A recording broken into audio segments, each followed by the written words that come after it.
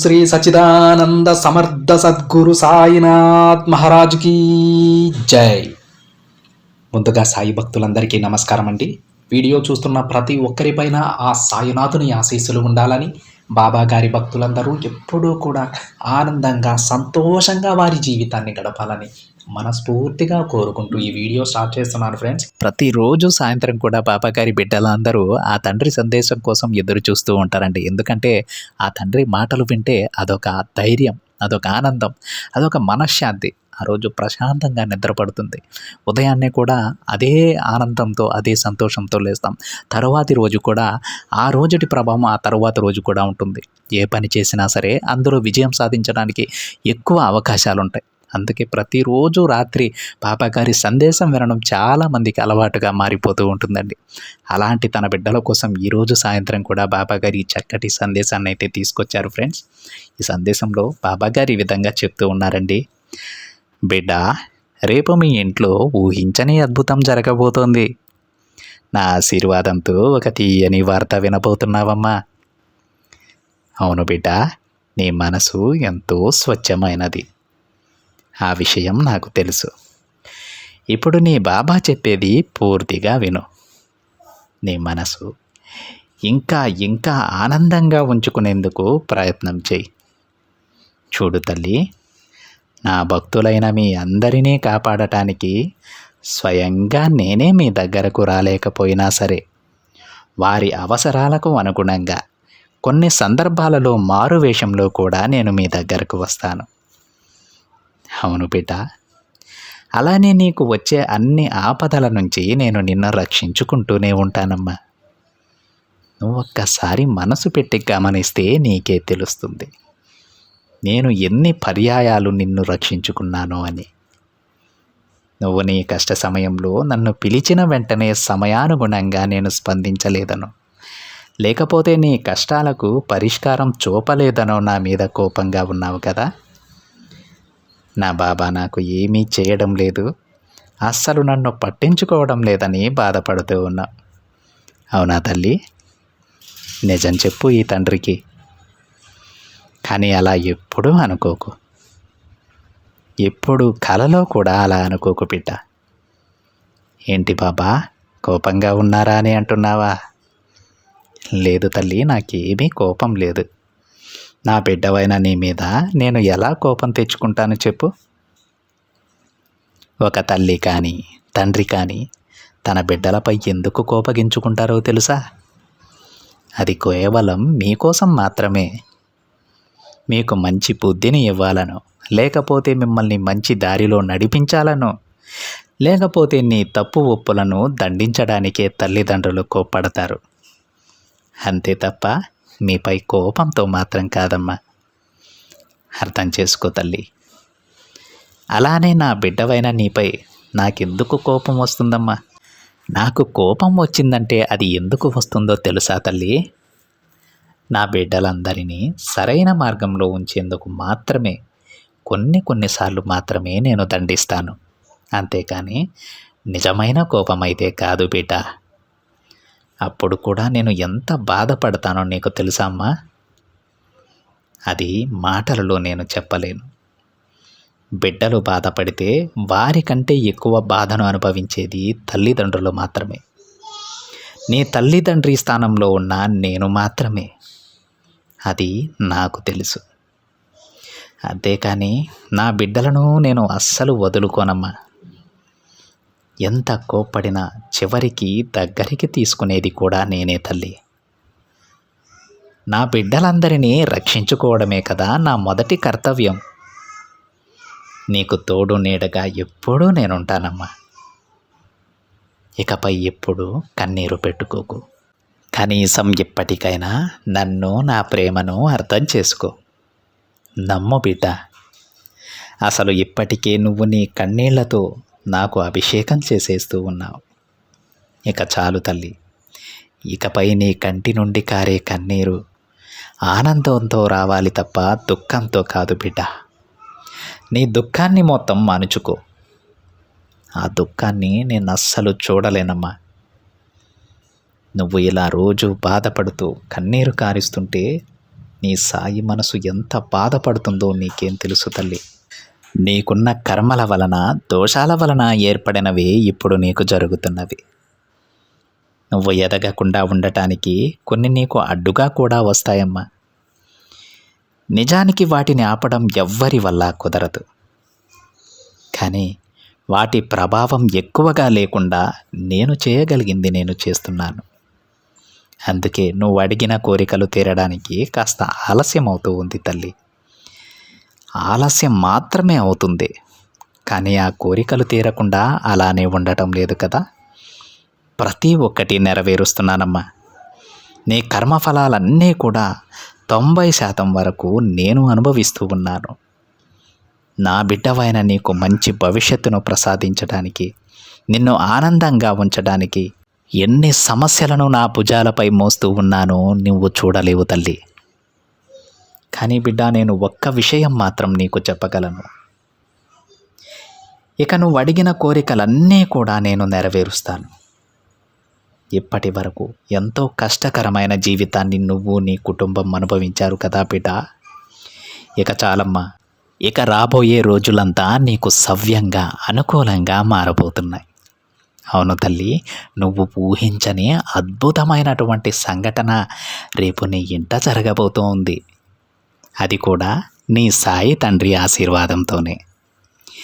ఈ మాటని రహస్యంగా ఉంచు, ఎవరితోనూ పంచుకోకు.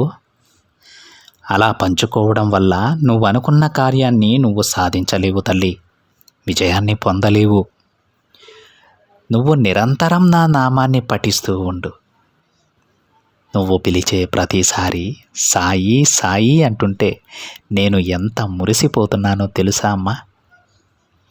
గురువులకే గురువైన నీ సాయి తండ్రి ఎప్పుడూ నీకు తోడుగా ఉంటారు. గతంలో జరిగిన విషయాల గురించి పూర్తిగా మర్చిపో. అలానే నీ కుటుంబానికి కూడా నువ్వు ధైర్యం చెప్పు. గతాన్ని గురించి గుర్తు చేసుకుని బాధపడకండి. జరిగిన అన్యాయం ఎలానో జరిగిపోయింది, దానిని మార్చలేము. కాబట్టి నువ్వు అదే ఆలోచిస్తూ మనసు పాడు చేసుకోకు అని నీ కుటుంబానికి సర్ది చెప్పు. అతి త్వరలోనే తల్లి ఒక కొత్త జీవితం నేను మీకు అందిస్తాను. నమ్మకంతో ఉండమ్మా. అన్నీ నేను చూసుకుంటానని చెబుతున్నాను కదా తల్లి. ప్రతి ఒక్కటి నేను చూసుకుంటాను. అన్నీ నీకు అనుకూలంగా మారుస్తాను. నా బిడ్డలు ఎప్పుడూ కూడా అయోమయంలో, అంధకారంలో ఉండకూడదమ్మా. నేను చెప్పే మాటలు అర్థం చేసుకుని జీవితాన్ని ఆనందమయం చేసుకో. వెలుగులోకి రా తల్లి. అలా కాకుండా జరిగిపోయిన నష్టాన్ని, కష్టాలనే తలుచుకుంటూ కూర్చుంటే నేను మాత్రం ఏం చేయగలనమ్మా. ముందు నువ్వు ప్రయత్నించాలి కదా. నేను ఎంతలా చెబుతున్నానో ప్రయత్నించకపోతే నువ్వు ఎలా ముందుకు వెళ్ళగలవు? చూడు తల్లి, మార్గాన్ని చూపించడం మాత్రమే నా బాధ్యత. నడవవలసింది ముమ్మాటికి నువ్వే. నీ జీవితాన్ని కేవలం నువ్వు మాత్రమే మార్చుకోగలవు. అవకాశాన్ని మాత్రమే నేనిస్తాను తల్లి. ఈ విషయాలను ఎప్పుడూ గుర్తుపెట్టుకో. నువ్వే నీ సమస్యలను దాటి ముందుకు రావాలి. నువ్వే నీ గతంలో జరిగిన చేదు అనుభవాలను మర్చిపోవాలి. చూడమ్మా, నా మీద భక్తిని ఇంకాస్త పెంచుకో. నా పాదాల దగ్గర పూర్తి శరణాగతి పొందు. అలా చేసిన వారికి ఎలాంటి భయాలు కానీ, దుఃఖాలు కానీ ఉండవు. అప్పుడే నీ బాబా చేసే అద్భుతాలను నువ్వు చూడగలవు. నీకు మరొక శుభవార్త చెబుతాను. నా బంగారు బిడ్డకు తగిన జీవిత భాగస్వామిని కూడా అతి త్వరలోనే తీసుకురాబోతున్నాను తల్లి. ఇక నీ జీవితం కొత్తగా ఉండబోతుంది. ఎలాంటి దిగులు పెట్టుకోకు. నీకు ఏది మంచో, ఏది చెడు అన్నీ నాకు తెలుసు బిడ్డ. కొన్ని విషయాల్లో నిన్ను అభినందించాలి తల్లి. ఎందుకంటే భగవంతుడు ఇచ్చిన దాంతోనే తృప్తి పడతావు. ఎన్ని కష్టాలనైనా సరే ధైర్యంగా దాటేస్తావు. మంచిగా ఆలోచిస్తావు. నాపై కొండంత భారం వేసి నీ నమ్మకాన్ని ఎక్కువగా చేసుకుంటావు. దీనికోసం నిన్ను అభినందించాల్సిందే. ఇక నీ ఎదుగుదలని ఆపడం ఎవ్వరి తరం కాదమ్మా. ఇక నీ ఎదురు చూపులన్నీ ఫలించబోతున్నాయి. నీకు అంతా శుభమే జరగబోతుంది. అవన్నీ జరిపించడానికి స్వయంగా నేనే వస్తున్నాను తల్లి. ధైర్యంగా ఉండు. దేని గురించి భయపడకు. చెబుతున్నాను కదా, ఇకపై ప్రతి ఒక్కటి నీకు అనుకూలంగానే జరుగుతుంది. నువ్వు అనుకున్నట్లు ఇక్కడ ఏది కూడా వ్యతిరేకంగా జరగదు తల్లి. ఈ తండ్రిపై భారం వేసి ప్రశాంతంగా నిద్రించు అని బాబాగారు తన బిడ్డలకు చెప్తూ ఉన్నారండి. ఈరోజు బాబాగారు తన బిడ్డలందరూ మనశ్శాంతిగా ఉండటానికి, మనసు ఎంతో ప్రశాంతంగా ఉండటానికి, ఎప్పుడూ ఆనందంగా ఉండటానికి, ప్రశాంతంగా నిద్రించడానికి కూడా ఒక చక్కటి శుభవార్తను తీసుకొచ్చారండి. తన బిడ్డల గుండెల్లో ధైర్యాన్ని నింపారు. అదేవిధంగా ఆ తండ్రి ఎల్లప్పుడూ కూడా ఆ బిడ్డల వెంటే, తన బిడ్డల వెంటే ఎప్పుడూ కూడా నడుస్తారనడానికి ఈ సందేశం అనేది ఒక చక్కటి ఉదాహరణగా మిగిలిపోతుంది. బాబాగారు చెప్తూ ఉన్నారు, రేపు మీకు ఒక శుభవార్తను అందించబోతూ ఉన్నానమ్మా. ఆ శుభవార్త వింటే నా మీద నమ్మకం ఇంకా రెట్టింపు అవుతుంది మీకు.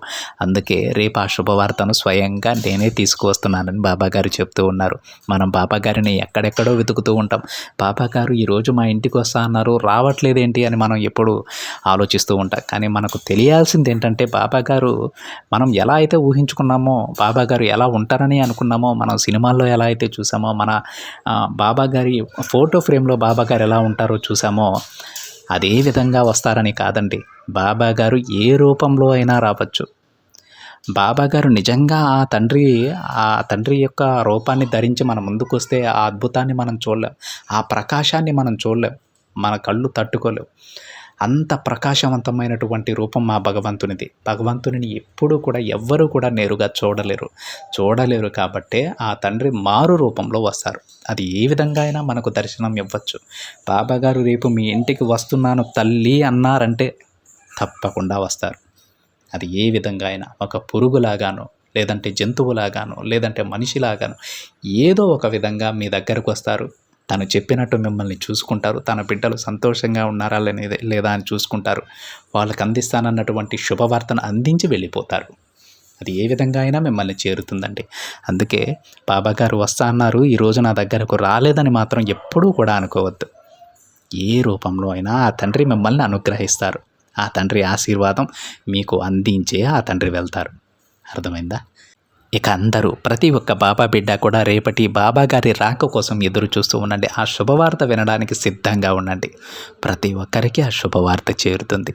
మీరు అనుకునేది చిన్నదో పెద్దదో తప్పకుండా మీ జీవితానికి ఉపయోగపడేటువంటి ఒక గొప్ప వార్తనైతే బాబాగారు రేపు అందిస్తారు. అది ఏ విధంగా అయినా సరే తప్పకుండా మిమ్మల్ని చేరుతుందండి. ఇందులో ఎలాంటి సందేహం లేదు. ప్రశాంతంగా నిద్రించండి ఫ్రెండ్స్. రేపు ఉదయానికల్లా మీరు అనుకునేటువంటి శుభవార్త మిమ్మల్ని చేరిపోతుందండి. ఈ సందేశం విని నిద్రిస్తున్న మీకు రేపు మీరు ఏ పని తలపెట్టినా అందులో తప్పకుండా విజయం సాధిస్తారండి. ఆ బాబాగారు మీరు విజయం సాధించేలా ఆశీర్వదిస్తారు.